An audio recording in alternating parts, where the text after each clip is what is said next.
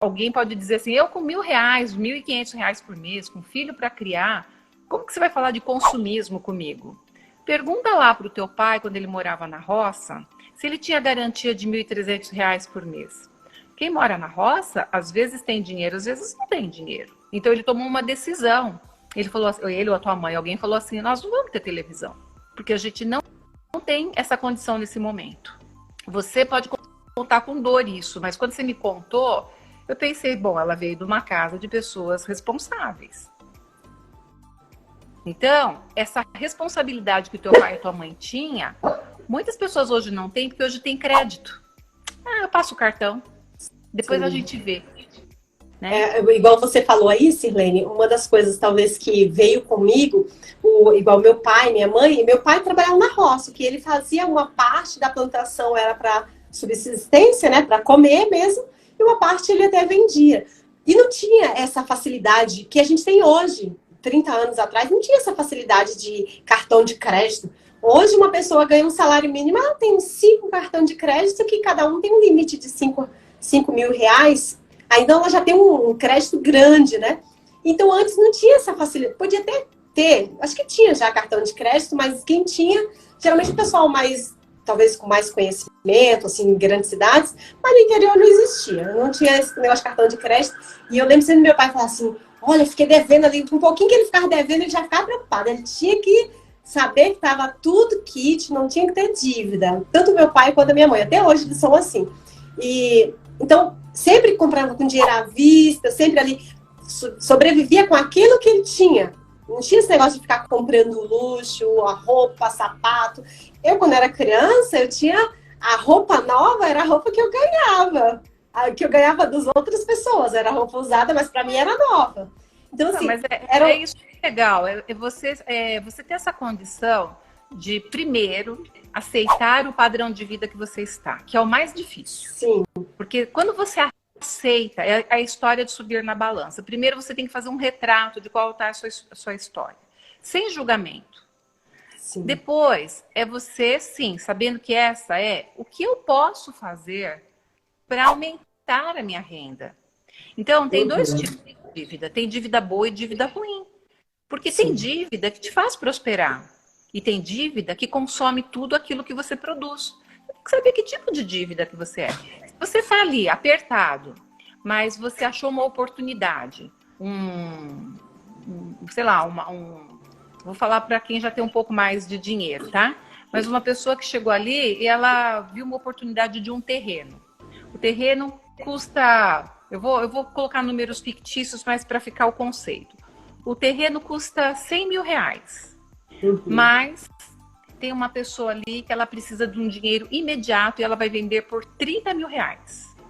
Então, essa pessoa chega e fala assim para alguém próximo que confia: você me empresta 30 mil e eu te devolvo 30 parcelas de 1.500? Antes de terminar das 30 parcelas, ele põe para vender por 60 mil. Já fez dinheiro, né? Então, ele fez dinheiro praticamente sem ter dinheiro. Ele tem que ter alguma renda, ele tem que ter alguma coisa. Mas você entende que essa dívida que ele fez é uma dívida boa. Sim. Só que ele está enroscado. Naquele período que ele tem que pagar os 1.500, ele ganha, sei lá, um tanto que aquilo ali não... Se ele ganha 3 mil, tiver que pagar 1.500, ele passa apertado. Mas aí esse apertado é escolha. E aí a família tem que estar junto. Então, é só o termo. Porque quando eu falei assim, não gosto muito de falar de economia, né? Porque economia dá impressão de escassez. Eu não gosto. Eu tenho até um mal-estar. Porque eu fui criada, como você, com família muito humilde, né? Os meus pais são mineiros. Eu posso contar muita história de ruim. É que eu não gosto disso daí. Porque, assim, a gente está num ponto hoje, então tem que olhar para frente. E olhar para frente, o que eu posso fazer a partir de agora para melhorar a minha situação material, né?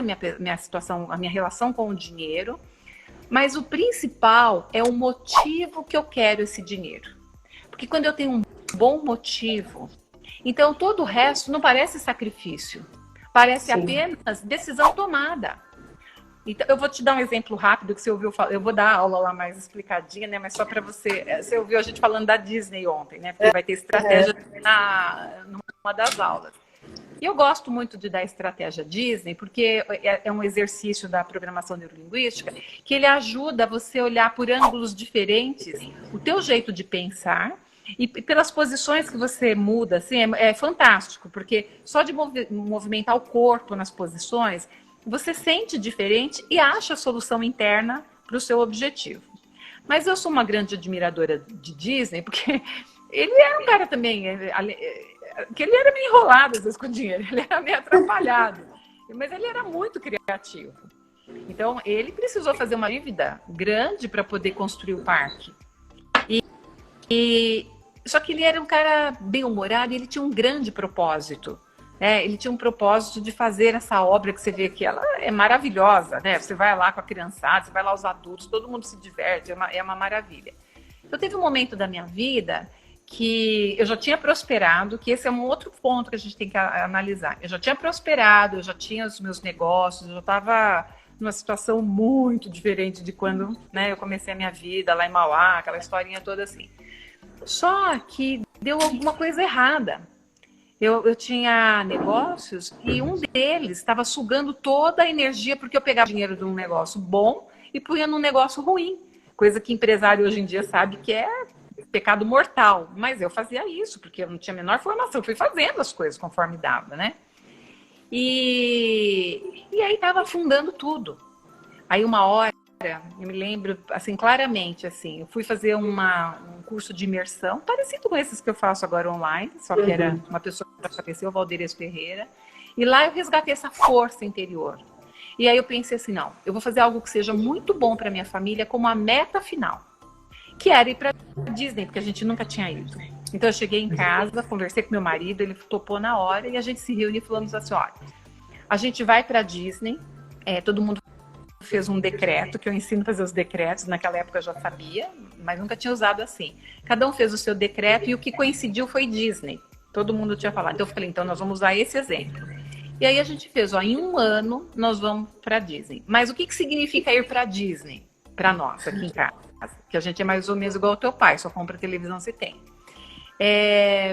A gente decidiu assim, ir para Disney significou que a gente teria pago todas as contas, que a gente estava na condição de ir. Porque eu conheço gente que vai para Disney, sabe, pagando juros de cheque especial, devendo para a família, devendo para os amigos, aí dá para ir. Hoje a gente tem condição de ir para Disney, assim, mas não era o meu objetivo. E eu também não estou julgando quem faz isso, só estou dizendo que eu vejo gente fazer isso.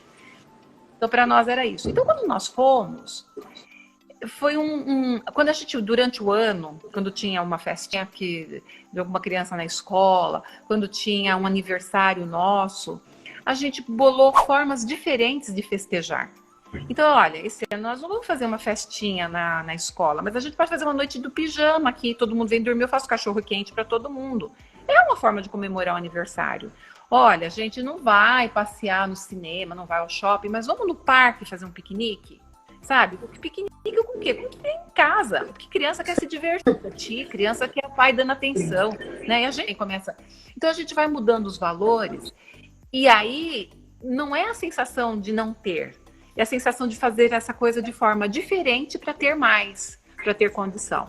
Quando a gente mudou essa cabeça em família, eu me senti... Eu gosto mais dos negócios aqui em casa. Eu gosto de inventar coisa nova, de empreender. Eu tenho essa natureza... E o meu marido, ele é mais aquele de, será que vai dar certo? Presta atenção nisso. Ele é um bom perguntador, né? Então, eu me senti muito mais forte para tocar os negócios. É a mesma estratégia que a minha mãe tinha quando eu era pequenininha. A minha mãe dizia assim, vai vir o parquinho aqui. Que antigamente vinha parquinho na cidade, né?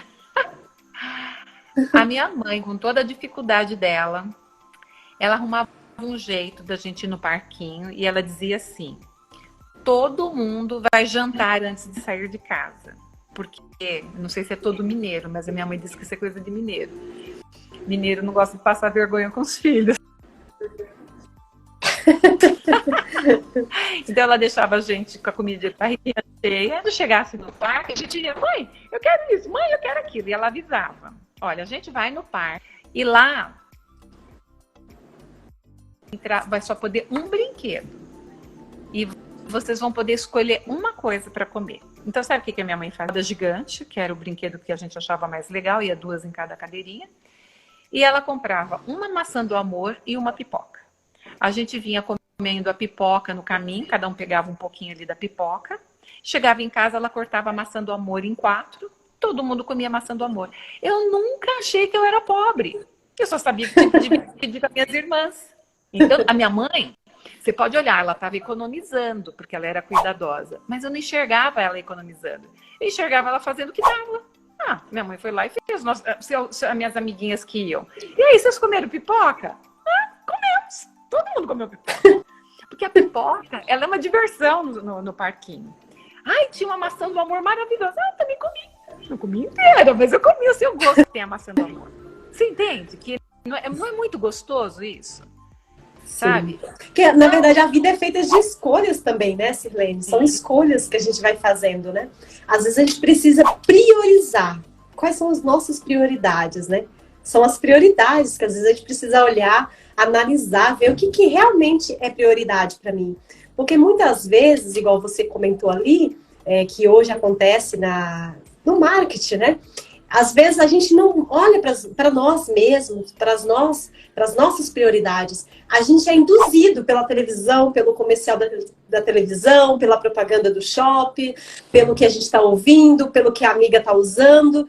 Igual, não é uma questão de julgar, mas se eu tenho um telefone que é moderno, mas saiu novo, e o meu, às vezes eu nem aprendi totalmente as funções do celular, aí eu já quero comprar o outro, porque a minha amiga tem, porque tá falando na televisão, e às vezes a pessoa esquece das próprias prioridades, né? É se olhar para dentro e ver assim, o que é bom, o que eu gosto, o que eu realmente quero fazer. E aí o que acontece? Muitas vezes a pessoa, às vezes é um sonho, tipo ir pra Disney, que você falou, né, da questão da Disney. Às vezes a pessoa tem um sonho de fazer uma viagem uma vez por ano, ou ir pra Disney, só que ela não consegue colocar isso como prioridade. Porque, vamos supor, ela quer fazer uma viagem no final do ano com a família, essa viagem vai me custar uns 3 mil, 5 mil reais. Ela olha, eu falo um valor baixo, né? Mas assim, ela olha e fala, nossa, o valor é muito grande. Não vai dar pra eu ir.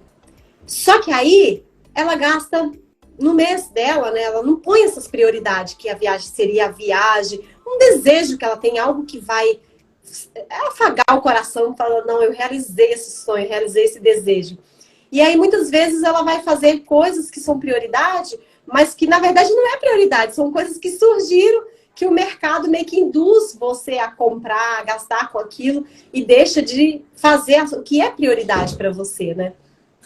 Você sabe que quando eu era nova, assim, mocinha, eu fazia o regime da lua. Não sei se você sabe disso. O regime da lua que eu sei só não come a lua. Come tudo, menos a lua. Não, o regime da lua que a gente fazia só podia líquido por 24 horas. Né? Isso eu não conheço. E aí você... É porque é brincadeira da turma que já deve ter feito o regime da lua no meu modelo, né? Então, o que acontece? Aí eu fazia, né? Tinha, acho que 19 anos, assim, né? E aí, o que acontecia depois que terminava o regime da lua? Geladeira, fogão, gaveta de comida. Eu ficava que nem uma louca querendo comer tudo, porque eu me privava da comida durante 24 horas. Aí, quando eu podia comer, eu queria comer muito. E eu engordei, quando eu tinha 19 anos eu engordei, porque eu era atleta antes, eu era nadadora. E quando eu parei de nadar, ainda por um tempo, assim, eu ainda estava em fase de crescimento, que adolescente ainda cresce um pouquinho, estudava de noite, eu era salva-vidas de dia, depois eu arrumei estágio, então eu estava bem ocupada. Mas depois que terminou o colégio, que eu entrei no primeiro ano da faculdade, eu trabalhava no laboratório, que eu era química, meio quieta, tinha uma comida maravilhosa, ela me lembra da comida que era ótima, e eu comecei a engordar, sabe? Aí eu fui lá, comecei a fazer o tal do regime da lua, né? Não estava treinando e comendo e ia engordar.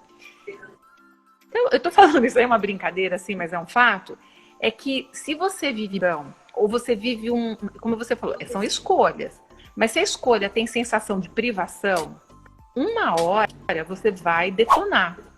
Porque você reprime. Então você tem que controlar, olha, essa coisa que tem que controlar. É claro que tem, é claro que faz parte, tem que organizar. Mas é legal e cada um tem o seu jeito. Tem gente que gosta de ser assim, eu acho que eu já fui assim muitas vezes na minha vida, por isso que eu não quero mais. Mas se você aprender a organizar as suas finanças e reservar, tem uma aula lá que você vai assistir, a aula dos potes, que você acha que você vai gostar, eu vou te chamar no dia. Você reservar o dinheiro da diversão. Você tem que ter garantido o dinheiro da diversão, o dinheiro das suas contas dentro do seu padrão. Então, você tem que decidir qual padrão você vai viver. O que adianta uma pessoa chegar lá, coloca o filho numa escola paga, se o dinheiro que ela recebe mal dá para ela pagar o aluguel?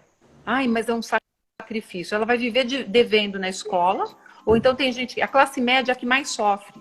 Porque a classe média, ela acha que está naquela condição e não está, sabe? O que recebe não tem fundo de reserva, né? Então você tem que ter o dinheiro da aplicação. Não faz mal que seja R$100, mas você separe esses R$100 para você fazer a sua aplicação, para você criar a sua renda passiva, né?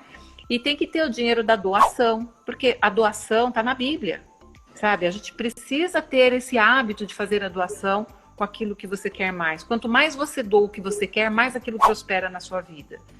E fazer a poupança para uma coisa um pouco mais de longo prazo. Eu quero trocar uma geladeira, eu quero trocar o carro.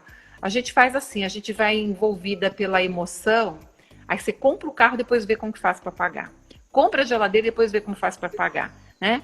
E essa moça aí da viagem, ela pode fazer exatamente isso que você falou. Ela acha que 3 mil para aquela viagem é muito dinheiro, mas se você vê o tanto de desperdício com pequenas coisinhas no dia a dia, talvez ela gaste mais do que 300 por mês, que seria o que ela teria que economizar em 10 meses para fazer essa viagem.